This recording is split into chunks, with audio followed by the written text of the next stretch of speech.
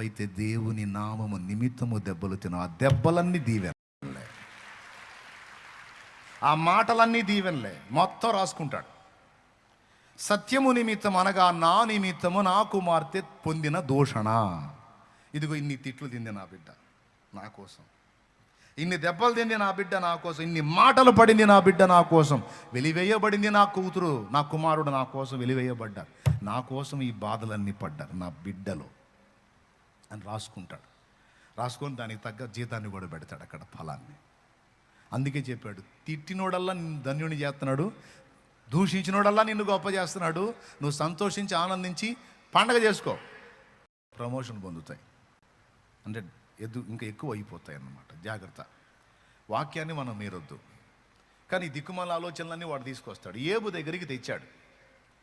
ఏబు భార్య పిల్లలు బాగున్నారు, కుటుంబం పచ్చగా ఉంది, దాసదాసి జనాంగం, పశువులు, పొలాలు అన్నీ సూపర్గా ఉన్నాడు. ఏబు దేహదారుఢ్యం, అద్భుతమైనటువంటి వ్యక్తి, అన్ని విషయాల్లో పర్ఫెక్ట్గా ఉంది ఏబు లైఫ్. అలాంటి స్థితిలో ఏబు ఉన్నాడు. అప్పుడు ఏబు దగ్గరికి ఎవరు వచ్చారు? సాతాను వచ్చాడు. ఎవరు పర్మిషన్ తీసుకొని వచ్చాడు? దేవుని పర్మిషను తీసుకొని వచ్చాడా లేదా? తీసుకొని వచ్చాడా లేదా?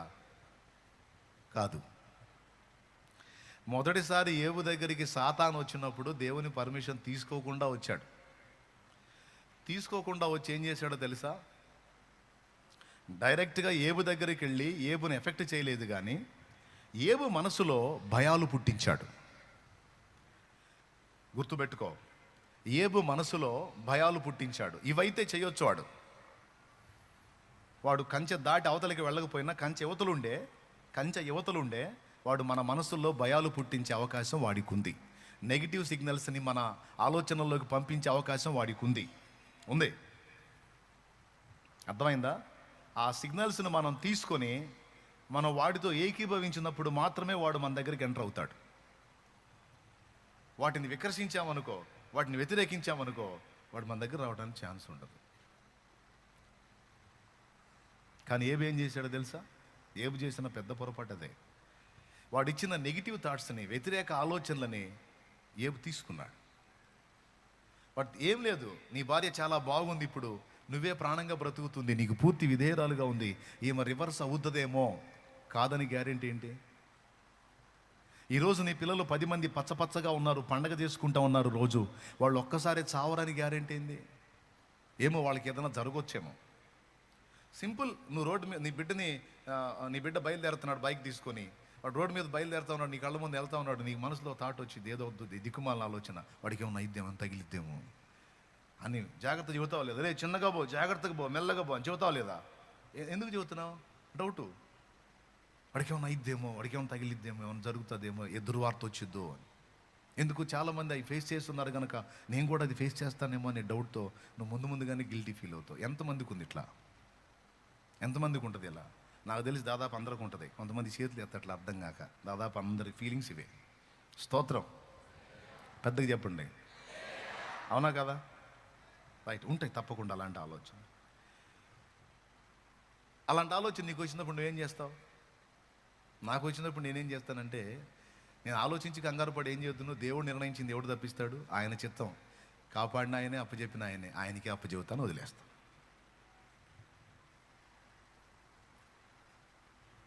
ఏం చేశాడంటే 10 మంది పిల్లలకి వెళ్ళి చూసినప్పుడు వాము వీళ్ళకి ఏమైనా అయిద్దేమో అనుకున్నాడు. వాడు పంపించిన ఆ నెగిటివ్ సిగ్నల్స్ని తీసుకున్నాడు. అట్లా ఏబుని ప్రిపేర్ చేసి అప్పుడు పోయాడు సాతాను దేవుడి దగ్గరికి. అర్థమైందా? ఏబు మంచి భక్తిపరుడే, యథార్థవంతుడే, న్యాయవంతుడే, యెహోవా యందు భయభక్తులు కలిగి చెడుతనం విసర్జించిన వాడే, కానీ రేపటి విషయంలో నిన్ను నమ్మట్లేదు. తన రేపటిని గూర్చి అతని ఆలోచనలన్నీ వ్యతిరేకంగా ఉన్నాయి. నాకు కొద్దిగా సంధించాడు, నువ్వు ఛాన్స్ ఇస్తే ఓ చూపు చూస్తా. చివరికి ఏబు ఏవేవైతే సాతాను ఆలోచనలను తీసుకొని వ్యతిరేకంగా అనుకున్నాడు అవన్నీ జరిగినాయి, మొత్తం జరిగినాయి. అది ఏబే చెప్పాడు. ఏబు గ్రంథము 3వ అధ్యాయము 25వ వచనంలో ఏబే చెప్పాడు, ఏది వచ్చునని నేను బహుగా భయపడితునో అదే నాకు సంభవించుచున్నది, నాకు భీతి పుట్టించినదే నా మీదకి వచ్చుచున్నది. అదుగో ఆ మాట అండర్లైన్ చేసుకోండి. ఇంకా కొత్త వాళ్ళు ఎవరైనా ఉంటే చూడు ఏమని చెప్తున్నాడో, ఏది వచ్చిద్దని అనుకున్నానో అదే వచ్చింది అన్నాడు. అంటే ఏబు జీవితంలో జరిగినటువంటి పిల్లలు చచ్చిపోవటం కానీ, భార్య రివర్స్ అవటం కానీ, తన దేహం పాడైపోవటం కానీ, ఆస్తులు అంతస్తులు పోవటం కానీ, దాసదాసి జనాంగం వెళ్ళిపోవటం కానీ, ఈ రివర్స్ పరిస్థితులన్నీ కూడా ఏబు ముందే ఊహించాడట, ఏబు ముందే అనుకున్నాడట.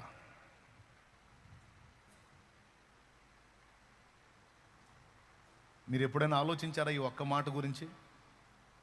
అలా వ్యతిరేకంగా ఆలోచించిన కారణం చేత ఏబుకు అలాంటి పరిస్థితులు రప్పించాల్సి వచ్చింది దేవుడు. ఆ మాట ఏబే చెప్తున్నాడు, ఏది వచ్చిద్దని నేను బహుగా భయపడ్డానో అదే నాకు వచ్చింది. అట్లా ఎందుకు అనుకున్నావు ఏబు? అట్లా ఎందుకు ఆలోచించావు? ఏం చేద్దాం, నా కర్మగాలి అలాంటి ఆలోచనలు, దిక్కుమాల ఆలోచనలన్నీ నాకు వచ్చినాయని జరిగినాయి. కొంతమంది ఫ్యామిలీ మెంబర్స్తో మాట్లాడతారు, ఇట్లా అయిద్దని నాకు ముందు నుంచి అనిపిస్తూ ఉంది, నాకు అట్లాంటి ఆలోచన నిజంగానే వచ్చింది, నిజంగా 3 రోజుల నుంచి వచ్చినా ఏందో మనసు ఒకటే అనిపిస్తుంది, టైద్ది అని అనిపిస్తుంది, అయ్యింది అని చెప్పి. ఆడవాళ్ళు కొంతమంది జెంట్స్ కూడా, నాకెందుకు 3 రోజుల నుంచి ఇట్నే అనిపిస్తుంది, ఎందుకు నాకు పదే ఎట్టే ఆలోచన వచ్చింది, నిజంగా అదే జరిగింది, ఏందో వింతగా. సాతాను మన మనసులోకి నెగిటివ్ థాట్స్ని తీసుకొచ్చినప్పుడు, వ్యతిరేక ఫలితాలను కూర్చున్న ఆలోచన తెచ్చినప్పుడు, విశ్వాసం అనే డాలుతో దాన్ని ఎదిరించాలి. అర్థమైందా? దేంతో ఎదిరించాలి? విశ్వాసం అనే డాలుతో. ఎట్లా ఉండాలి విశ్వాసము?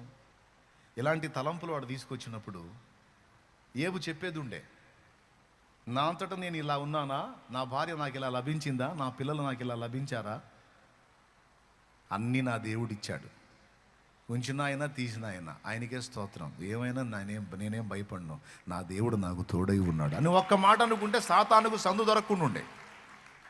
కానీ భయం భయం భయం భయం భయం మనిషికి మనశ్శాంతి కోల్పోయాడు. చివరికి అదే జరిగింది. విశ్వాసం ఏమంటది?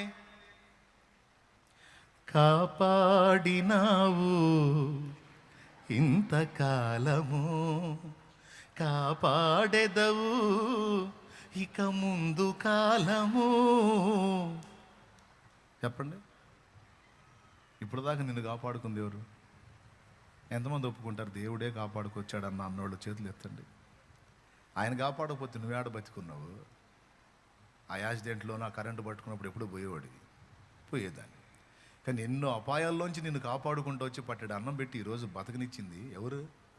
ఇప్పుడు చెప్పు, దేవుడి దేవల్ల నేను ఇంకా బతుకున్నా, లేకపోతే ఎప్పుడో నా టికెట్ అయిపోయేది. రైట్, అందరూ ఒప్పుకుంటారు.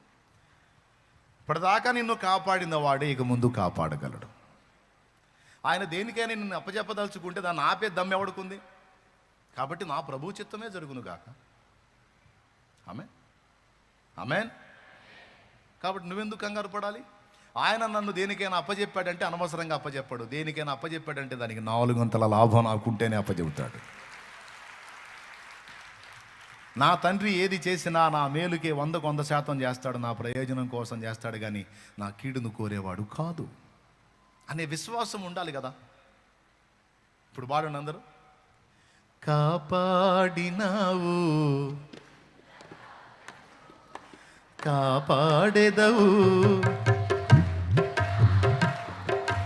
కాపాడినావు ఇంతకాలము, కాపాడెదవు ఇక ముందు కాలము, నిన్ను మరువనయ్యా నా జీవితాంతము,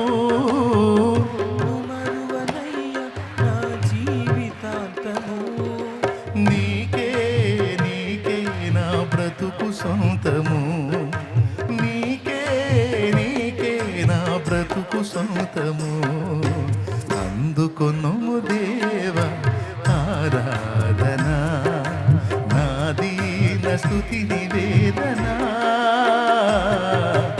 అందుకొనుము దేవా ఆరాధన.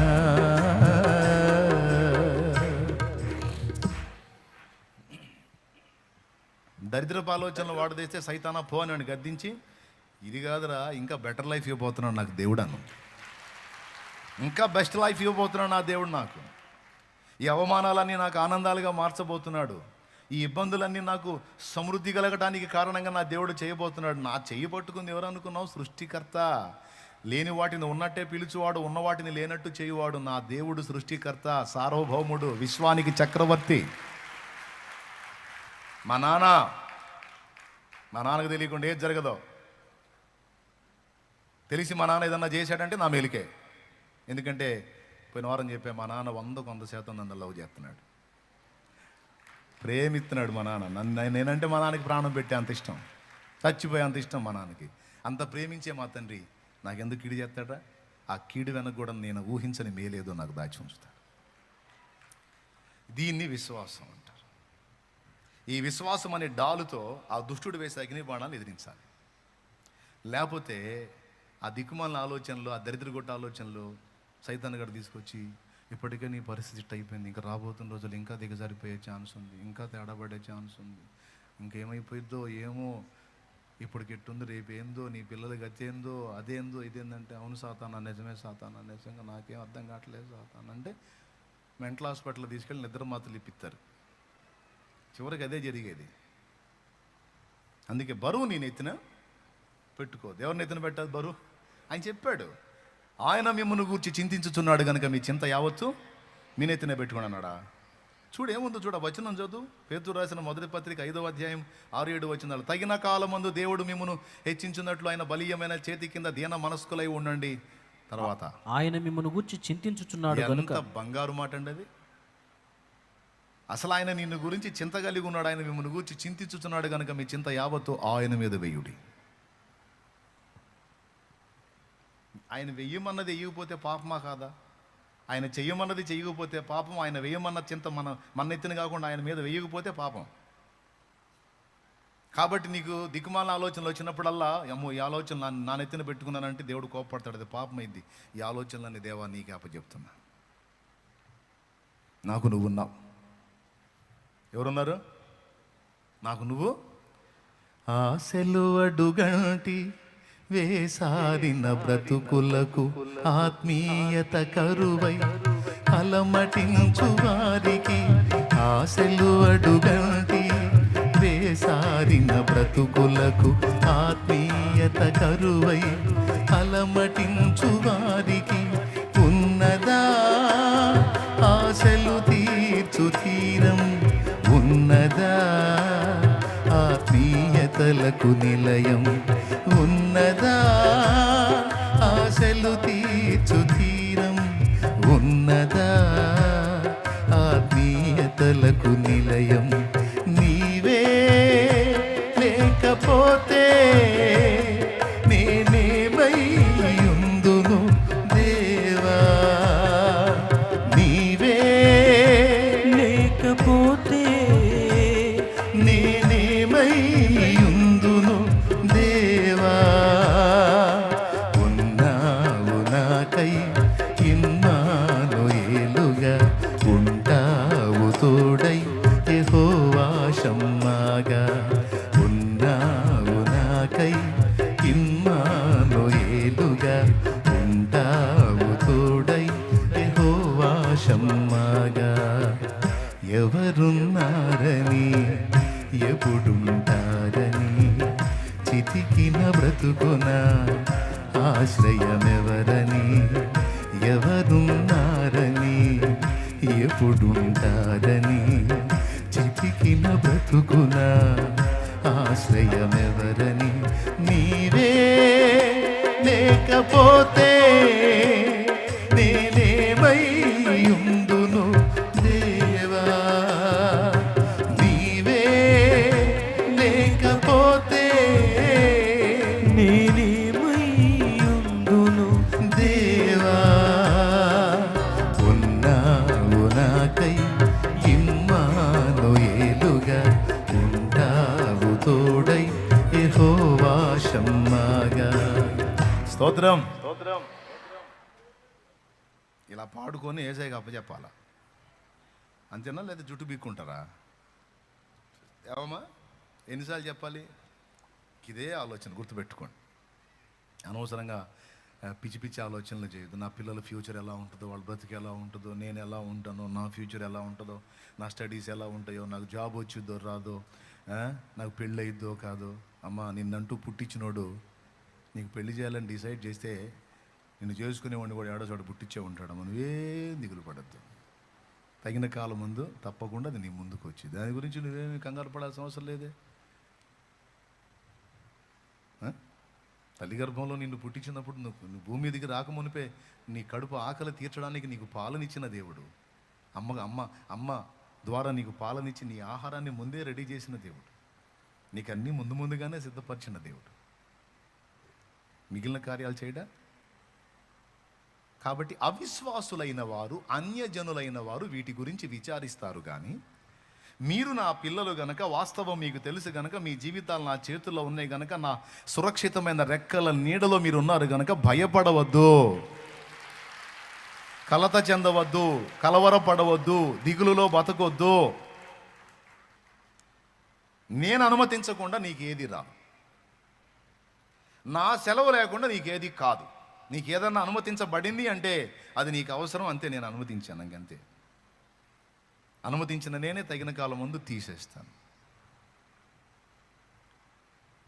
ఇలాంటి విషయాలను గ్రహించలేని వాళ్ళు, ఈ విషయాల్లో విశ్వాసం ఉంచలేని వాళ్ళు, ఈ సంగతులు లోతుగా గ్రహించలేని వాళ్ళు ఆత్మహత్యలు చేసుకుంటారు, ప్రాణాలు తీసుకుంటారు. జీవితంలో ఎదురయ్యేటువంటి ప్రతికూల పరిస్థితులు, చేదైన అనుభవాలకు తట్టుకోలేక, ఈ పరిస్థితులు మారవు, ఈ అనుభవాలు మారవు, ఈ జీవితం ఇంతే అనే విరక్తిలోకి వెళ్ళిపోయి ఆత్మహత్యలు చేసుకుంటారండి, ప్రాణాలు తీసుకుంటారు. ఎందుకో తెలుసా? వాళ్ళ రేపటి గురించి, రేపు భవిష్యత్తుని గురించి వాళ్ళు చాలా వికృతంగా ఊహించుకుంటారు. వాళ్ళ రేపటిని గురించి ఎంత వికృతంగా ఊహించుకుంటారంటే అది వాళ్ళు జీర్ణించుకోలేనంత చేదుగా ఊహించుకుంటారు. అలా వాళ్ళ ఊహల్లోకి తీసుకొచ్చేది సాతాను, అలా వాళ్ళ ఆలోచనలో తీసుకొచ్చేది దయ్యం, దురాత్మ. ఇప్పటికే పరిస్థితులు ఇంత దారుణంగా ఉన్నాయంటే ఇక నెక్స్ట్ పరిస్థితులు ఇంకెంత దరిద్రంగా ఉండబోతున్నాయో ఊహించు. ఇంకా చాలా దారుణాలు చూడబోతున్నావు నువ్వు. ఇప్పటికే చాలా అవమానాలు పొందావు, ఇంకా పొందబోతున్నావు. ఈ పరిస్థితులు మారవు, ఈ పరిస్థితులు మారవు, ఈ పరిస్థితులు మారవు. నిన్నెవరు అర్థం చేసుకోరు, నిన్నెవరు ప్రేమించరు, నిన్నెవరు పట్టించుకోరు. నీ జీవితం అంధకారమయం. ఈ దరిద్రం, ఈ బాధ, ఇవన్నీ అనుభవించడం కంటే ఒక్కసారి కళ్ళు మూసుకొని 5 నిమిషాలు కళ్ళు మూసుకున్నావంటే అయిపోద్ది. నా మాట విను. చచ్చిపో, చచ్చిపో, చచ్చిపో, చచ్చిపో, చచ్చిపో, చావు, చచ్చిపో, చచ్చిపో. 5 నిమిషాలు కళ్ళు మూసుకో. 5 నిమిషాలు చాలు, 5 నిమిషాలు చాలు. ఈ బాధలేవి ఉండవు, ఈ వేదనలేవి ఉండవు, ఈ ఆలోచనలేవి ఉండవు, ఈ ఒత్తిళ్ళేవి ఉండవు. అప్పుడు తెలిసిద్ది ఒక్కొక్కళ్ళకి, నువ్వు ప్రాణం తీసుకుంటే, నువ్వు ఆత్మహత్య చేసుకుంటే, అప్పుడు నీ డెడ్ బాడీ వైపు చూసి ప్రతి ఒక్కళ్ళు కన్నీళ్ళు పెట్టుకుంటారు, పశ్చాత్తాపడతారు. అప్పుడు వచ్చింది అందరికీ సిగ్గు. చావు, చావు, చావు. ఇట్లా తెప్పిస్తాడు వాడు ఆలోచనలు. చచ్చిపోవచ్చు 5 నిమిషాల్లో. ఎందుకు అంత కష్టపడి నీ చావు నువ్వే చచ్చేటట్టు చేస్తాడో తెలుసా? వాడు నీ ఆత్మను తీర్పులోకి తీసుకొని రావటానికి, అవకాశం దొరికితే నిన్ను అగ్నిగుండానికి తీసుకెళ్ళటానికి. అలాంటి ఆలోచనలు ఎవరికి వచ్చినా గుర్తుపెట్టుకోండి. అన్యులైతే అలా బలైపోతున్నారు. కానీ దేవుని ప్రేమను లోతుగా తెలుసుకున్న వాళ్ళు, దేవుని యందు లోతుగా విశ్వాసం ఉంచిన వాళ్ళు ఎట్టి పరిస్థితుల్లోనూ అలాంటి ఆలోచనలకు తావివ్వరు. అలాంటి తలంపు వస్తే గద్దిస్తారు. సాతానా పో, నా దేవుడు నాకు తోడై ఉన్నాడు, నా దేవుడు నాకు తోడై ఉన్నాడు. నేను దేవుడిని ఎరగని దాన్ని కాదు, దేవుడిని ఎరగని వాడిని కాదు, ఆయన బలం తెలియంది కాదు, ఆయన శక్తి తెలియంది కాదు, ఆయన ప్రేమ తెలియంది కాదు, అన్నీ తెలుసు. మరి నా దేవుడు నాకు ఇలాంటి పరిస్థితులు ఎందుకు అనుమతిస్తున్నాడు? ఏమో, నేను నేర్చుకోవాల్సిన పాఠం ఏముందో, దీని మూలంగా నాకు రావాల్సిన దీవెనలు ఏమున్నాయో, దీనివల్ల నేను పొందాల్సిన అనుభవాలు ఏమున్నాయో. నా తండ్రి నాకు ఇచ్చిన పాత్రలోనిది నేను త్రాగకుందునా, నా తండ్రి నాకు ఇచ్చిన గిన్నెలోనిది నేను త్రాగకుందునా. సాతానా పో, నా దేవుని చిత్తమే జరుగునుగాక. నేను నా ప్రభునందు విశ్వాసం ఉంచాను, ఏది చేసినా నా మేలుకే. శ్రమ పెట్టినా నాలో ఒక షైనింగ్ తీసుకొని రావడానికి, ఆయన కుమారుని పోలిక నాలో తీసుకొని రావటానికే నన్ను చేస్తాడు. కత్తిని తీసుకెళ్ళి, మొద్దు కత్తిని తీసుకెళ్ళి బరక రాయి మీద రుద్దుతున్నామంటే అర్థమైంది, కత్తికి బాధ ఓ అంట. కానీ ఫలితం ఏంటో తెలుసా? దేన్నైనా ఛేదించగలిగే శక్తివంతమైన ఆయుధమైంది. కాల్చబడకపోతే స్వర్ణం విలువ పొందలేదు, చీల్చబడకపోతే మేఘం వర్షాన్ని ఇవ్వదు, కాల్చబడకపోతే స్వర్ణం విలువ పొందలేదు, చీల్చబడకపోతే మేఘం వర్షాన్ని ఇవ్వదు, దున్నబడకపోతే భూమి పంటనివ్వలేదు, చెక్కబడకపోతే శిల్పం కాదు, శ్రమల కొలిమిలో కాలకపోతే యేసు రూపు రాదు, నువ్వు శ్రమల కొలిమిలో కాలకపోతే యేసు రూపు రాదు. నమ్మునేస్తమా ఇది సత్యం,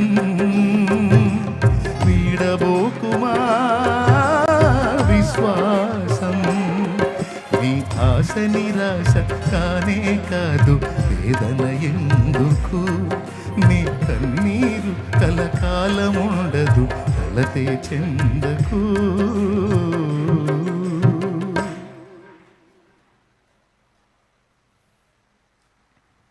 ఎంతమంది ఒప్పుకుంటారు? వదులుతారా విశ్వాసం? ఎట్టి పరిస్థితుల్లో వదలొద్దు, ఓకేనా? కొంతమంది వాళ్ళ కోసం ఏడవరు, వాళ్ళ ఇంటి వాళ్ళ కోసం ఏడుస్తారు. మా నాన్న ఎప్పుడు ఒక జోక్ చెప్తా ఉన్నాడు, అరే సందకాడు చచ్చేవాడి కోసం సగం పొద్దుకాడు చచ్చేవాడు ఏడిచాడంట్రా అని. అంటే దాని అర్థం ఏంటంటే రాత్రిపూట చచ్చిపోయేవాడి కోసం మధ్యాహ్నం చచ్చిపోయేవాడు ఏడిచాడంట. ఎవడి కోసం ఎవడు ఏడవాలి? ముందు వచ్చేది మధ్యాహ్నమా రాత్రి అండి? పొద్దున్నే ఏడుతున్నాడు, ఏడిసేవాడు మధ్యాహ్నం చచ్చిపోతాడు. ఎవడి కోసం ఏడుతున్నాడు వాడు రాత్రి చచ్చిపోతాడు. అప్పుడు ముందు పోయేది ఎవరు? ఈ విచిత్రం కదా, కొంతమంది బాధలు ఎట్టుంటాయి. నేను చెబుతున్నా, అవన్నీ దేవునికి అప్పచెప్పండి, విశ్వాసం గలవారై ఉండండి. నువ్వు ఎప్పుడైతే ఈ బరువంతా తీసి ఆయన మీద వేసి ఫ్రీగా ప్రశాంతంగా సంతోషంగా దేవుని పాడుకుంటూ ఆరాధించుకుంటూ స్తుతించుకుంటూ రిలాక్స్గా ఉంటావో నువ్వు విశ్వాసివి అని రాసుకుంటాడు లిస్టులో. నువ్వు కంగారు పడ్డంత వరకు, టెన్షన్ పడ్డంత వరకు, భయపడ్డంత వరకు, కృంగిపోయినంత వరకు, ఆలోచించినంత వరకు, ఏం చేసినంత వరకు, ఆలోచించినంత వరకు నిన్ను అల్ప విశ్వాస లెక్కలో రాసుకుంటాడు, అవిశ్వాస లెక్కలో రాసుకుంటాడు. ఈ సోదిమోహం దానికి ఎన్ని చెప్పినా అర్థమై సావదు అనుకుంటాడు. ఈ సోదిమోహోడికి ఎన్ని చెప్పినా అర్థమై సావదు, వీడు ఎప్పుడు మారుతాడేమో అనుకుంటాడు. వదులురా నాయన, నాకు వదులురా, నేను చూసుకుంటూ ప్రశాంతంగా ఉంటారా అంటే వీడు ఆలోచించి గందరగోళం అయిపోయి వీడు ప్రశాంతంగా ఉండకుండా నన్ను కూడా ప్రశాంతం లేకుండా చేస్తాడు అనుకుంటాడు. ఐడియాలు, సమస్యలకు పరిష్కారాలు ఆ వ్యక్తికి లేకపోతే నాకు లేవా? దారి ఆ వ్యక్తికి లేకపోతే నాకు లేదా? నాకు ఉంది కదా, నేను చూస్తా కదా. కాబట్టి నువ్వు చావాలన్న ఆలోచనలు వద్దు, అతిగా చింతపడే ఆలోచనలు వద్దు, రోగాలు పెంచుకునే ఆలోచనలు వద్దు, బరువు దించుకో.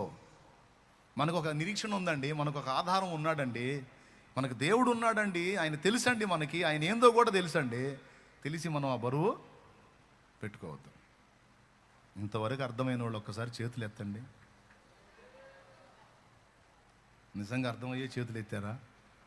వదిలేశారా? ఇంకా ఆలోచిస్తారా? ఆలోచించరుగా, ఫ్రీ అయ్యారుగా.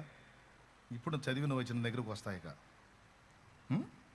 ఇంక మళ్ళా ఏమోనన్నయ్య అప్పులు ఒక్కటి తీరిపోతే సాలికి అంతేనన్నయ్య అని పెట్టామంటే మొహం మర్యాదగా ఉండదు. అది తీరేనాడు తీరదు, దేవుడు తీరుస్తాడు, ఏదో దారి చూపిస్తాడు దేవుడు. ఏమన్నయ్య నువ్వు ఎన్ని చెప్పినా దరిద్రుడు మారతాడంటావా? నాకైతే నమ్మకం పుట్టట్లేదు అన్నయ్య, చండాలు పొడి అసలు మారడన్నయ్య అనవాకు. అంతకాడే చండాలు పొడే మారిపోయారు. దేవునికి మహిమ. మారకపోతే మంచానేసైనా మార్చుకుంటాడు. నీకెందుకు? మామూలుగా మారినోడు మంచంలో అయినా మారతాడు.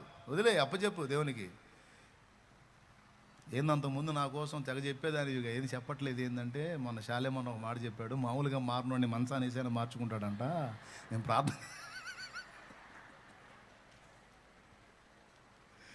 ప్రార్థన చేసి దేవుడికి అప్పచెబుతున్నాను. నేను మంచాన్ని పడాలని అప్పచెబుతున్నావు. ఏంది పడొద్దంటే జాగ్రత్తగా మారు మనసు పొంది లైన్లోకి రాజ్యం. ఇంకా చెప్పను, నీకు ప్రార్థన చేస్తాను, ఏదైనా ఆయన చూసుకుంటాడు. అట్లా బరువు దించుకోండి, బరువులు పెట్టుకోకండి. ఏ టెన్షన్ లేనివాడిగా రోగాలు ఇప్పుడు ఎక్కువ, తినే తిండిని బట్టి.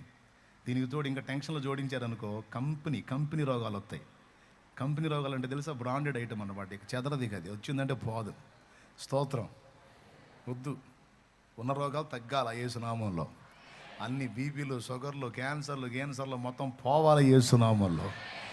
యేసునామంలో అన్ని రోగాలు బిడ్డలు వదిలిపోవాలి, మనందరిని వదిలిపోవాలి. ఆమేన్. ఇంతవరకు ఇంక ముగిస్తే బాగుండేము. ప్రశాంతంగా పోతారు ఇంటికి. అబ్బాయి స్తోత్రం ప్రభు అనుకుంటా. ఏమండి, ఒక అంశం ఒకటి మంచి చెప్పాలి మీకు, అందుకని నేను ఈ మాట ఎత్తుకున్నాను.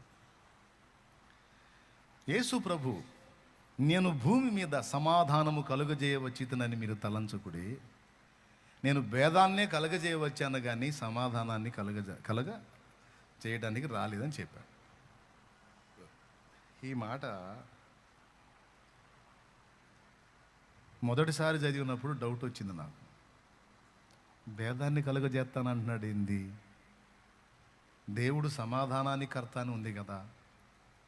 బైబిల్లో క్లియర్గా రాసుంది, దేవుడు సమాధానమునికే కర్త కానీ అల్లరికి కర్తగాడని. ఎక్కడ రాసుంది? పరిశుద్ధుల సంఘములన్నిటిలో దేవుడు సమాధానమునికే కర్త కానీ అల్లరికి కొరింథీ సంఘానికి రాశాడు. తర్వాత యేసు ప్రభుకున్న బిరుదనామాల్లో ఒకటి సమాధానకర్త, ఆశ్చర్యకరుడు, ఆలోచనకర్త, నిత్యుడగు తండ్రి, సమాధానకర్తయగు అధిపతి. ఆయనకున్న పేర్లలో ఒక పేరు షాలేము రాజు. షాలేము రాజు అంటే నీతికి రాజు, సమాధానమునకు రాజు.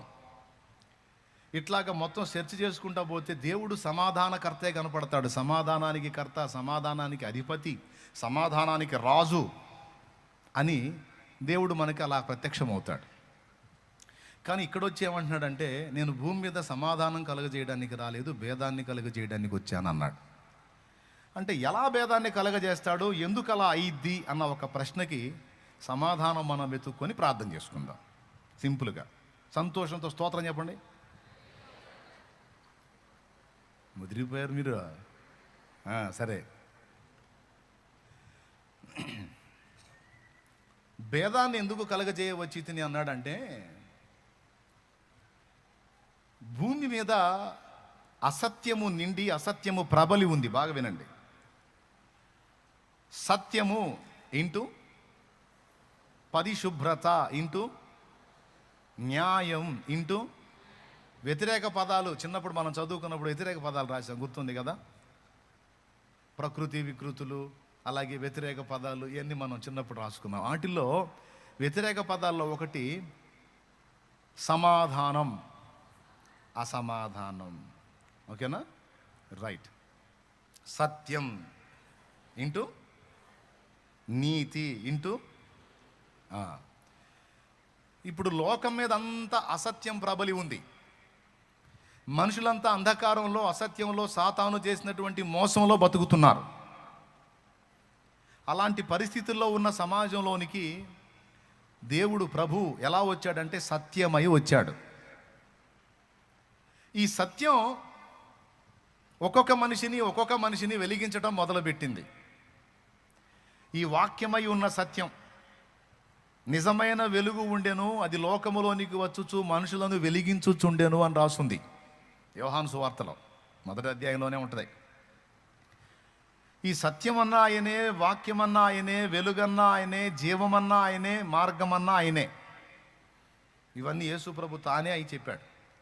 నేనే మార్గమును, సత్యమును, జీవమును, నేను లోకమునకు వెలుగునై ఉన్నాను, నేనే జీవాహారమును అని చెప్పి అనేక విషయాలు, నేను వాక్యమునని కూడా ఆయన తన గురించి ఆయన రాయించుకున్నాడు. ఆది యందు వాక్యం ఉండెను, వాక్యం దేవుని యొద్ద ఉండెను, వాక్యము దేవుడై ఉండెను. 14 ఆ వాక్యము శరీరధారి అయి కృపా సత్య సంపూర్ణుడుగా మన మధ్య నివసించెను. ఈ విధంగా చెప్పుకుంటా పోతే ఆయనే వాక్యం, ఆయనే మార్గం, ఆయనే సత్యం, ఆయనే జీవం, ఆయనే నిజమైన వెలుగు. ఓ ఫ్యామిలీ ఉందండి. ఆ ఫ్యామిలీలో కుటుంబ సభ్యులు ఒక 6 ఉన్నారనుకుందాం. 6లో ఒక వ్యక్తికి ఈ వెలుగు దర్శనం ఇచ్చింది, ఈ సత్యం బోధపడింది. మిగిలిన వాళ్ళంతా అసత్యంలో ఉన్నారు. ఈ ఒక్క వ్యక్తి మనోనేత్రాలు మాత్రం వెలిగించబడ్డాయి. ఈ ఒక్క వ్యక్తి మనోనేత్రాలు వెలిగించబడక ముందు ఆ మిగిలిన వాళ్ళు చేసింది, ఇతను చేసింది ఒకటే. ఆ మిగిలిన వాళ్ళతో ఏకీభవించాడు, వాళ్ళు చేసేవన్నీ ఇతను కూడా చేశాడు. కానీ ఎప్పుడైతే ఈ సత్యము, ఈ వాక్యము, ఈ వెలుగు వీడిని దర్శించి ఇతడి మనోనేత్రాలు వెలిగించిందో అప్పుడు వీడికి మైండ్ పనిచేయటం మొదలుపెట్టింది. స్తోత్రం. అప్పటిదాకా వాళ్ళతో కలిసి 2 ఏళ్ళు 3, 2 ఏళ్ళు 3, 2 ఏళ్ళు 3 అని పాఠాలు చదివినోడు దేవుడు దర్శించి మనోనేత్రాలు వెలిగించి సత్యజ్యోతి వీళ్ళలో ప్రకాశించిన తర్వాత వీనికి విషయం అర్థమైంది. 2 రోజులు 3 కాదు 4 అని. స్తోత్రం. ఇక అప్పుడు ఇంట్లో చెప్పటం మొదలు పెడతాడు. ఏమని? అమ్మా, నానా, అన్నా, అక్క, ఇప్పటిదాకా మనం 2 రోజులు 3 అనుకున్నాం. సత్యం నాకు బోధపడింది 2 ఏళ్ళు 3 కాదు 2 ఏళ్ళు 4 అని లెక్క చెబుతాడు. లెక్క చెప్పినప్పుడు మరి ఆల్రెడీ అసత్యంలో ఉన్నారు కదా వాళ్ళు. ఇప్పుడు వీడికి ఏమొచ్చింది? సత్యం తెలిసింది. వాళ్ళు ఎందులో ఉన్నారు? ఇప్పుడు ఏమైంది? ఇక ఏం చెప్తాడు? 2 ఏళ్ళు 3 కాదు 4 అని అంటుంటాడు. వాళ్ళు ఏమంటారు? నోరు మొయ్, పెద్ద పండితుల్లాగా మాట్లాడవాకు, పండితుల్లాగా. ఏం తెలుసురా నీకు? మా ముత్తాత చెప్పాడు 2 ఏళ్ళు 3 అని, మా తాత చెప్పాడు 2 రోజులు 3 అని, నేను చెబుతున్నా 2 రోజులు 3 అని. నేను చెప్పింది 3, తాత చెప్పింది 3, ముత్తాత చెప్పింది 2 రోజులు 3, వాడి తాత చెప్పింది కూడా. ఇక్కడ తాతల తరాల తండ్రుల దగ్గర నుంచి ఆవుతున్న 2 రోజులు 3 అని వస్తుంటే ఇప్పుడు వచ్చాడండి పోటుగాడు 2 రోజులు 4 అంట. వాళ్ళు రాలిపోతాయి 4 అన్నామంటే 3 అనో అనమంటారు వాళ్ళు. ఈడే 3 అనడు. ఎందుకు? ఇది లెక్క కరెక్ట్గా అర్థమవుతుంది. ఇట్లా 3 అంటే మనం మోసపోతాం, చాలా అమౌంట్ మంది తగ్గిపోద్ది, లెక్క కరెక్ట్గా ఉండాలి, లెక్క తేడా వస్తే ఇబ్బంది పడతాం, నష్టపోతామని ఈడు మొత్తుకుంటుంటాడు. ఈడు వాళ్ళకి తిక్కలోలా కనపడతాడు. అప్పటికే అసత్యంతో మైండ్ పోయిన వాళ్ళకి, మళ్ళీ చెబుతున్నా, అప్పటికే అసత్యంతో మైండ్ పోయిన వాళ్ళకి సత్యజ్యోతి వెలిగి మైండ్ బాగైనోడు పిచ్చోళ్ళ కనపడతాడు. ఇప్పుడు ఇది చెబుతుంటే మీకు ఏదో గుర్తొస్తుంది కదా, వస్తుంది కదా, మీ ఇంట్లో సంగతులే గుర్తొస్తుంటాయి. దేవునికి స్తోత్రం కలుగును గాక. హల్లెలూయా. ఎట్ట కనపడతాడంటే వీడు పిచ్చోళ్ళలా కనపడతాడు. చివరికి వీడు ఇంట్లో మిగిలిన వాళ్ళని కన్విన్స్ చేయడానికి ట్రై చేస్తాడు, ఒప్పుకోరు, ఎవరో ఒకళ్ళారో చిక్కుతారు.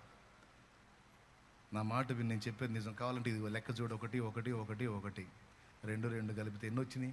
గీతలకి 4 వచ్చినాయి. నాన్న ఏంది 3 అంటాడు. నాన్న తాత లెక్కలో ఉన్నాడు, కానీ ఇప్పుడు అది కరెక్ట్ కాదు, ఇదిగో లెక్క ఇది.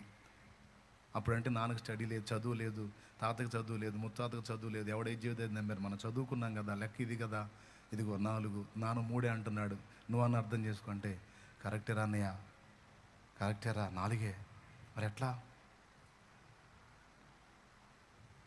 చేయగలిగిందే ఉంది? వాళ్ళని మార్చడానికి ఎంత ట్రై చేసినా వాళ్ళు మారట్లేదు. చిన్నగా అన్నతో పాటు ఇప్పుడు చెల్లి ఏకీభవించింది అనుకో, చెల్లి ఏకీభవించి 2 అయ్యారు. ఒక ఇంట్లో 6 ఉంటే 2 2 రోజులు అంటున్నారు, మిగిలిన వాళ్ళు ఇక రివర్స్. చెడగొట్టావా? దాన్ని కూడా చెడగొట్టావా? అయిపోయింది. ఈడి పిచ్చి ఆ అమ్మాయి కూడా ఎక్కించాడు. ఇక ఈడి ఇంటి మొత్తాన్ని ఎక్కించేటట్టున్నాడు ఈ పిచ్చి. ఇక ఏం జరిగిద్ది? ఒకే కప్పు కింద ఉంటారు, కలిసి ఉన్నట్టుగానే ఉంటారు, కానీ వీళ్ళు చేసే వీళ్ళకి నచ్చవు, వీళ్ళు చేసే వీళ్ళకి నచ్చవు. సత్య సంబంధి చేసే ప్రవర్తన అంతా అసత్య సంబంధికి ఏమో చిర్రెత్తుకు వస్తుంది. వీళ్ళు చేసే సోది పనులు వాళ్ళకి అర్థమవుతాయి కదా, వాళ్ళకి అర్థం ఇది కరెక్ట్ కాదు, ఇది కరెక్ట్ కాదంటేనేమో వీళ్ళకి బాధ, వీళ్ళు చేసే చేష్టాలు చూసి వాళ్ళకి బాధ. ఇప్పుడు దీన్ని భేదం అంటారా ఏమంటారు? ఇది ఎందును బట్టి కలిగింది? సత్యమును బట్టి కలిగింది, వెలుగును బట్టి కలిగింది, జీవాన్ని బట్టి కలిగింది, వాక్యాన్ని బట్టి కలిగింది. సమాజము కూడా అంతే. కుటుంబము 5 ఉంటే 2కి వేరుగా 3 తయారవుతారు అంటే 3 ఒప్పుకోరు. ఆ 3తో 2 ఏకీభవించలేరు, ఎందుకంటే 2 కళ్ళు వెలిగించబడ్డాయి. అలాగే సమాజంలో 100 ఇళ్ళుంటే 100 కుటుంబాలు ఉంటే 100 కుటుంబాలు ఒక కుటుంబం సత్యాన్ని తెలుసుకుందనుకో, ఈ 99 కుటుంబాలు సత్యాన్ని తెలుసుకున్న కుటుంబానికి శత్రువులు అవుతాయి. బ్రదర్ వింటున్నావా? ఏమవుతారు? శత్రువులు అయిపోతారు. ఎందుకు? వాళ్ళతో వీళ్ళు ఏకీభవించట్లేదని. ఎందును బట్టి ఇలా వేరైపోయారు? ఎందుకు ఈ భేదం వచ్చింది అంటే ఒకటే కారణం, మనోనేత్రములు వెలిగించబడినందున. యేసు ప్రభు భూమి మీదకి వచ్చి ఏం చేశాడో తెలుసా? అందరి మనోనేత్రాలు మూయబడి ఉండగా ఆయన ఒక్కొక్కరిని దర్శించి మనోనేత్రాలు వెలిగించటం మొదలుపెట్టాడు. ఇక మనోనేత్రాలు వెలిగించబడినోడల్లా అజ్ఞాన క్రియలతో ఏకీభవించలేడు, అంధకార క్రియలతో ఏకీభవించలేడు, పిచ్చి చేష్టాలతో ఏకీభవించలేడు. దేవునికి స్తోత్రం. నా ఫ్యామిలీలో అదే జరిగింది. దేవుడు నన్ను దర్శించాడు. దేవుడు నన్ను దర్శించి నా మనోనేత్రాలు వెలిగించి చేసే క్రియలన్నింటిలో స్పష్టత ఇచ్చిన తర్వాత ఏదైనా ఎందుకు చేయాలి, దాని విధి విధానాలు ఏంటి, దానివల్ల ఉపయోగం ఏంటి, దానివల్ల తెలివేంది, అజ్ఞానం ఏంది అన్నీ ఆలోచించడం మొదలుపెట్టా. ఎప్పుడైతే దేవుడు నా కళ్ళు వెలిగించాడో ఇక మా వాళ్ళు చేసే పనుల్లో పిచ్చితనం ఎంత ఏందో నాకు అర్థమై వాళ్ళని ఖండించడం మొదలుపెట్టా. ఖండించడం మొదలు పెడితే వాళ్ళు నన్ను చూసి ద్వేషించడం మొదలుపెట్టారు. సింపుల్గా చెప్పాలంటే నాకు 2 కుమారులు, చిన్న పిల్లలు. ఒకడికి మొక్కుబడి చేశాం. మొత్తం 25-30 మొక్కులు ఉన్నాయిలే మాకు. ఒకటి కాదు, కనపడ్డ దగ్గరల్లా మొక్కుడే. 25-30 ఉన్నాయి మొక్కులు. అందులో ఒకటి నేను జుట్టు పెంచుకొని గడ్డం పెంచుకున్నాను. ఇది తిరుపతికి వస్తానని. మా అబ్బాయి కూడా పెద్దవాడికి జుట్టు పెంచి పిలకేశాం. వాడికి తిరుపతికి మొక్కు తీర్చాలి అని. తర్వాత నన్ను దేవుడు దర్శించి మనోనేత్రాలు వెలిగించిన తర్వాత, సత్యం తెలుసుకున్న తర్వాత, యేసు ప్రభు నిజదేవత్వాన్ని గుర్తించిన తర్వాత చర్చికి పోవటం మొదలుపెట్టా. చర్చికి పోవటం మొదలుపెట్టి చర్చిలో దేవుని మాటలు వినటం మొదలుపెట్టిన తర్వాత ఇక నాకు సత్యం ఏంటో అర్థమైంది. బైబిల్ చదివాను, వాక్యం విన్నాను, ఇక నేను రాజీ పడ్డాను సత్యంతో. ఇది సత్యం, ఇది దేవత్వం, ఇది దేవుడు అంటే, దేవుని వ్యక్తిత్వం ఇది, దేవుని ప్రేమ ఇది, దేవుని న్యాయం ఇది. మన పాపాల కోసం ప్రాయశ్చిత్తం యజ్ఞమై తిరిగి లేచినటువంటి దేవత్వం యేసులో కనపడుతుంది, ఇంకెవరిలో కనపడట్లేదు. నన్ను ప్రేమించి నా కోసం ప్రాణం పెట్టి తిరిగి లేచిన నిజమైన దేవుడు, పాపము నుండి నన్ను దూరం కమ్మన్న దేవుడు, నా పాపాల కోసం ప్రాయశ్చిత్తం జరిగించిన దేవుడు, క్యారెక్టర్ కలిగిన దేవుడు, వ్యక్తిత్వం కలిగిన దేవుడు, దేవుడు అనడానికి యోగ్యుడు యేసు ప్రభు. అసలు కథానాయకుడిని తెలుసుకున్న తర్వాత ఇంకా కొసర సంగతులు ఎందుకు అని శుభ్రంగా బార్బర్ షాపుకు పోయి వాడిని కూడా తీసుకొని పోయి వాడి పిల్లగా మొత్తం తెప్పించి క్లీన్ చేయించా. నేను కూడా షేవింగ్ చేయించుకొని కటింగ్ చేయించుకో, ఈ 2 చేసి ఇంటికి పోయా. ఇక మా వాళ్ళు చూడు, ఏం పోయే కాలం వచ్చింది, ఇది ఆడినాడ మంత్రం, ఇది ఎక్కడ మిడిమేళం, అంత నువ్వు చేసే పనులు ఏందిరా, మొక్కుబడి చేసి మా కొంపను ఏం చేయాలనుకుంటున్నావు, ఇప్పటికే నాశనం అయ్యాం, ఇంకా నాశనం చేయాలనుకుంటున్నావా, వామ్మో వామ్మో వాయ్యో వాయ్యో అని లేచారు. మరి భయం కాదు, మొక్కు తీర్చకపోతే ఏమన్నా అయిద్దేమో అని నేను చెప్పా. నేను కౌన్సిలర్స్ని ఎమ్మెల్యేస్ని వదిలిపెట్టి అసలు ముఖ్యమంత్రిని కలుసుకున్నా.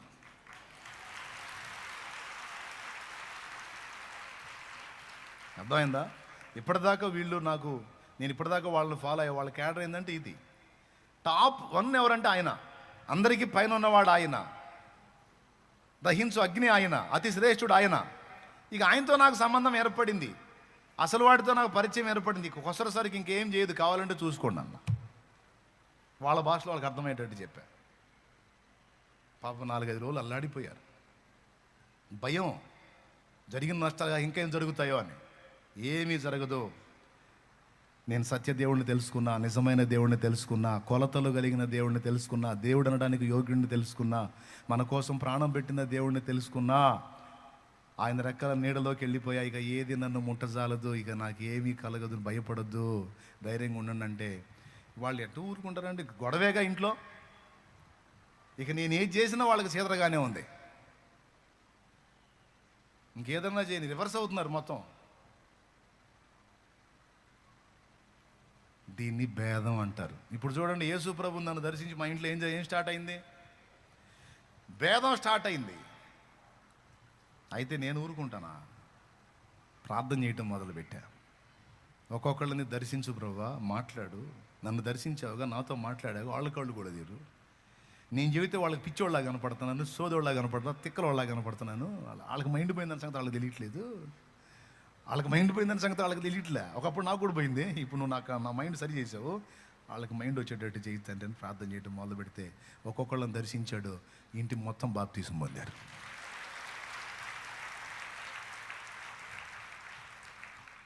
యేసు ప్రభు కూడా వచ్చి సత్యము చెప్పకుండా ఆయన కూడా ఒక అసత్య మతాన్ని తీసుకొచ్చినట్లయితే భేదం ఉండేది కాదు.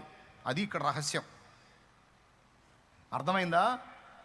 యేసు ప్రభు కూడా గుంపులో గ్లోరీలాగా అన్ని అబద్ధాలతో పాటు ఆయన కూడా ఒక అబద్ధం తెచ్చినట్టయితే అబద్ధంతో అబద్ధం ఇవిడేది. కానీ యేసు తెచ్చినది సత్యం. అది యేసు ప్రభు చెప్పింది. అరే, నేను సత్యాన్ని తీసుకొచ్చేస్తున్నా భూమి మీద. నేను సత్యం, భూమి మీద ఉన్నది అసత్యం. సత్యం అసత్యం కలిసి ఉండటం సాధ్యం కాదు. కాబట్టి నా చేత దర్శించబడిన వాడు అసత్యంతో ఏకీభవించలేడు. ఖచ్చితంగా అసత్య సంబంధులు సత్య సంబంధికి శత్రువులు అవుతారు.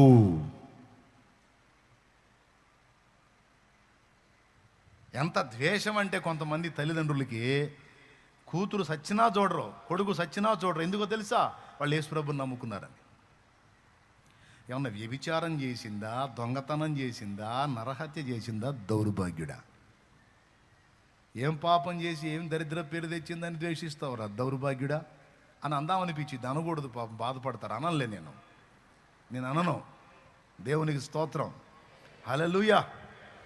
నేను ప్రేమతో అడుగుతున్నా, అయ్యా ఏం పాపం చేసిందయ్యా నీ కూతురు? తనకి ఇష్టమైన దైవాన్ని, తనకు నచ్చింది, అన్ని కొలతల్లో క్రమంగా ఉన్నాడని దేవుణ్ణి నమ్ముకుందయ్యా. దేవుణ్ణి నమ్ముకుంది, ఒక తప్పుడు పని చేయలేదే. అంతకుముందు వంకర టెంకర్లు కూడా సరిచేయబడ్డాయి. నీ కూతురు బంగారంలా మారిపోయింది, 10 మందికి సహాయకురాలు అయిపోయింది, 10 మంది నోటితో మంచి సాక్ష్యం పొందింది. రత్నంలాగా మారిపోయిన కూతుర్ని పట్టుకుని ద్వేషిస్తున్నావు. ఎవరు సోదరుళ్ళు? ఇంత ద్వేషించిన నీ కోసం నీ కూతురు ప్రార్థన చేస్తుంది. నీకు బాగలేదంటే కన్నీరు గారుస్తుంది. నీకేదో మాయరోగం వచ్చి నువ్వు పోతున్నావు అంటే నీ కోసం ప్రార్థన చేస్తుంది. నాన్న బతకాలి, అమ్మ బతకాలని. ఇన్ని చేస్తుంది నీ కూతురు. నీకు దూరంగా ఉండి నువ్వు ద్వేషిస్తే సరే, అట్లనే ఎడంగా ఉండి నీ కోసం ప్రతి నిత్యం బాధపడతా ఉంది, నిన్ను ప్రేమిస్తా ఉంది. నువ్వేమో తనకి ఇష్టమైన ఇష్టమైన దైవాన్ని నమ్మిందని నీ మతంలో ఉండలేదని ద్వేషించడం మొదలు పెడతాను. ఎంతవరకు న్యాయం అని అడుగుదామా? ఏమంటాడు తెలుసా? నువ్వెవడరా నాకు చెప్పడానికి, నా ఇష్టం అంటాడు. మైండ్ పోయినోడు ఇంకా ఆ మాటగా ఇంకేం చెబుతాడు? దేవునికి స్తోత్రం, హల్లెలూయా. కానీ ఎప్పుడు తెలుసుకుంటాడు తెలుసా? పడక మీద ఉన్నప్పుడు ఆ గుట్టకొట్లాడతాడు. ఒక్కొక్కడు గుట్టకొట్లాడేటప్పుడు కూడా ఒప్పుకోడు. ఏందయ్యా ఇట్లా అంటాడు కదా, అమ్మాయిని పిలవమంటాడు, సత్తా కూడా వద్దంటాడు. ఒకడు దరిద్రం అట్టు ఉంటుంది. ఏం చేద్దాం? పంతం, మూర్ఖత్వం. అరే, నా కూతురు దేన్ని బట్టి బెండ్ అయింది, నా కొడుకు దేన్ని బట్టి బెండ్ అయ్యాడు, ఏంది అందులో కనపడ్డ విషయం ఏంటి? అడుగుదాం వాడిని, లాజిక్ అడుగుదాం. ఇప్పుడు అన్నీ నేను చెప్పినట్టే వినాలని ఏముంది? నా పిల్లలు నాకంటే తెలివిగలవాళ్ళు అయి ఉండొచ్చు కదా, జ్ఞానం గలవాళ్ళు అయి ఉండొచ్చు కదా, నాకంటే ఎక్కువ చదివిన వాళ్ళు కొంచెం ఇంకా ఎక్కువగా వివేచించవచ్చు కదా. చూద్దాం, అందులో జ్ఞానం ఎంతో అజ్ఞానం ఎంతో తెలుసుకుందాం. చెప్పండి నాన్న, ఎందుకు నువ్వు అట్లా ఆలోచన చేసావు, ఎందుకు అట్లా నువ్వు డైవర్ట్ అయ్యావు, ఎందుకు లేదు కన్వర్ట్ అయ్యావు, లేకపోతే ఎందుకు నువ్వు అలాగా మారావు అని అడుగుదాం. నా బిడ్డని న్యాయంగా అడుగుదాం, వాస్తవం తెలుసుకుందాం. ఆమె చెప్పే లాజిక్ ఏందా విందాం, వాడు చెప్పే లాజిక్ ఏందా అనుకునే తల్లిదండ్రులు ఎంతమంది అండి?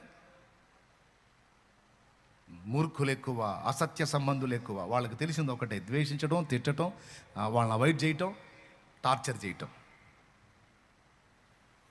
అందుకే ప్రభు చెప్పాడు, నేను అబద్ధంతో భూమి మీద ఉన్న అసత్యంతో పాటు నేను ఒక అసత్యాన్ని తీసుకొచ్చినట్టయితే అసత్యంతో రాజీ పడేది, గొడవలు ఉండవురా. నేను సత్యం తీసుకొని వచ్చాను, అందుకే తగాదులు అవుతాయి అన్నాడు. అర్థమైందా? నేను సత్యం తీసుకొని వచ్చా, అందుకే కొంతమందికి నేను నచ్చను. నన్ను నమ్మినోడు కూడా కొంతమందికి నచ్చడు. ఇప్పుడు పాయింట్ నెంబర్ 1, ఫస్ట్ ఫ్యామిలీలో ద్వేషం ఎదురైంది. ఓకే, కాబట్టి కొంతమంది నిన్ను ద్వేషించి, దేవుని బట్టి నిన్ను నిందించి, దేవుని బట్టి నిన్ను దూషిస్తే మూలలు కూర్చొని బాత్రూంలోకి పోయి కమిలి కమిలి కమిలి కమిలి కమిలి కమిలి ఏడు అని ఎక్కడ లేదు. కొంతమంది యేసు ప్రభువుని నమ్ముకున్నాను అంటున్నారా అన్నారు. నేను అంటాను, బైబుల్ ఎక్కడన్నా అట్లా ఏడవమని ఉందా? బైబుల్ అలా ఏ విధంగా ఏడవమని ఎక్కడన్నా ఉందా? తమ్ముడా, చెల్లి, నా నిమిత్తము జనులు మిమ్మల్ని నిందించి దూషించి అబద్ధముగా మీ మీద చెడ్డ మాటలు ఎలా పలుకున్నప్పుడు మీరు ధన్యులు, సంతోషించి ఆనందించి గంతులు వేయండి, మీ ఫలము పరలోకమందు అధికమగును అని రాసింది. మత్తయి సువార్త 5వ అధ్యాయము 11 నుంచి 13 వచ్చిన ఒకసారి చూడండి, ఆ మాట రాయబడి ఉంటుంది. నా నిమిత్తము జనులు మిమ్మను నిందించి హింసించి మీ మీద అబద్ధముగా చెడ్డ మాటలెలా పలుకున్నప్పుడు మీరు ధన్యులు, సంతోషించి ఆనందించుడి. కూర్చొని ఏడవండి అని ఉందా? అందరికి చెప్పి రోధించమని ఉందా? పాస్టర్ గారికి చెప్పి సీదేయమని ఉందా? ఏమన్నాడా? నా నిమిత్తం సంతోషించి ఆనందించి గంతులయ్యండి. కారణం ఏంటో తెలుసా? నా కోసం మాట పడుతున్నావు నువ్వు, నా నిమిత్తం మాట పడుతున్నావు. దెబ్బలు తిన్నావా? అది నా కోసం దెబ్బలు తిన్నావు. వ్యభిచారం చేసి కొంతమంది తన్నులు తింటారు. భర్తకు చెప్పకుండా సినిమాకి పోయి కొంతమంది తన్నులు తింటారు. భర్తకు చెప్పకుండా వడ్డీలకి తిప్పి డబ్బులు ఎగ్గొట్టించుకొని తన్నులు తింటారు కొంతమంది భర్తకు చెప్పకుండా పక్కన వాళ్ళకి అడ్డం ఉండి డబ్బులు ఇప్పించి వాళ్ళు ఎగ్గొట్టి వీళ్ళు గట్టలేక సచ్చి తన్నులు తింటారు కొంతమంది రకరకాలుగా, కొంతమంది చెడ్డ సాక్ష్యాలు చెప్పి, కొంతమంది నోరు నోరు నోరు అదుపులో పెట్టగాక వాళ్ళ మీద వీళ్ళకి చెప్పి, వీళ్ళ మీద వాళ్ళకి చెప్పి వాళ్ళ చేతులు తన్నులు తింటారు. కానీ నువ్వైతే దేవుని నామము నిమిత్తము దెబ్బలు తినవు. ఆ దెబ్బలన్నీ దీవెనలే, ఆ మాటలన్నీ దీవెనలే. మొత్తం రాసుకుంటాడు. సత్యము నిమిత్తం అనగా నా నిమిత్తము నా కుమార్తె పొందిన దూషణ. ఇదిగో ఇన్ని తిట్లు తింది నా బిడ్డ నా కోసం, ఇన్ని దెబ్బలు తింది నా బిడ్డ నా కోసం, ఇన్ని మాటలు పడింది నా బిడ్డ నా కోసం, వెలివేయబడింది నా కూతురు నా కుమారుడు నా కోసం వెలివేయబడ్డారు, నా కోసం ఈ బాధలన్నీ పడ్డారు నా బిడ్డలో అని రాసుకుంటాడు. రాసుకొని దానికి తగ్గ జీతాన్ని కూడా పెడతాడు అక్కడ, ఫలాన్ని. అందుకే చెప్పాడు, తిట్టినోడల్లా నిన్ను ధన్యుని చేస్తున్నాడు, దూషించినోడల్లా నిన్ను గొప్ప చేస్తున్నాడు. నువ్వు సంతోషించి ఆనందించి పండగ చేసుకో. పాసిబిలిటీ ఉంటే పలావ్ వండుకొని తిను. దేవునికి స్తోత్రం.